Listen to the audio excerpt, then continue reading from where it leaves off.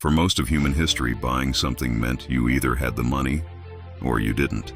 There were no swipe machines, no interest rates, and no minimum payments. Just cash, trade, or trust. So how did credit cards go from simple dinner tabs to over $1 trillion in consumer debt? And why is there now a growing debate over whether interest rates should be capped at 10%? To understand this, we need to go back to the beginning. In the early 1900s, credit wasn't digital, it was personal. Local stores allowed trusted customers to buy now and pay later. There were no algorithms, just reputation. That changed in 1950 when the first modern credit card was introduced. Suddenly, spending wasn't tied to what you had, but what you could borrow. By the 1970s and 80s, banks realized something powerful. Interest was more profitable than purchases. As regulations loosened, interest rates climbed. What began as convenience slowly became dependency. Fast forward to today. The average credit card interest rate in the United States now exceeds 20%. For many households, it's even higher. That means if you carry a balance, you're often paying more in interest than on a car loan, student loan, or even some mortgages. As inflation rose and wages struggled to keep up, more Americans leaned on credit just to survive.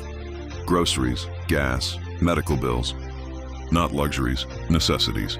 That's how total credit card debt crossed $1 trillion, which brings us to the current debate.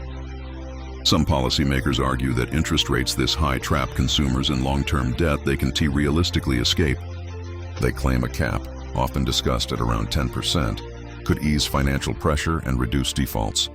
Supporters say this would bring credit cards back to their original purpose, short-term convenience, not long-term punishment.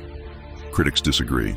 Banks warn that strict caps could reduce access to credit entirely, especially for higher-risk borrowers. If lending becomes less profitable, fewer people may qualify for cards at all. And that could push consumers toward even more dangerous alternatives like payday loans. So what's the real issue here? At its core, this debate isn't just about percentages. It's about whether a financial system built on borrowing can remain sustainable when interest grows faster than income. Credit cards didn't start as a trap, but over time, convenience became reliance, and reliance became profit. Whether interest rates are capped or not, one thing is clear: understanding how credit works is no longer optional. Because in today's economy, the most expensive thing you can buy is money itself.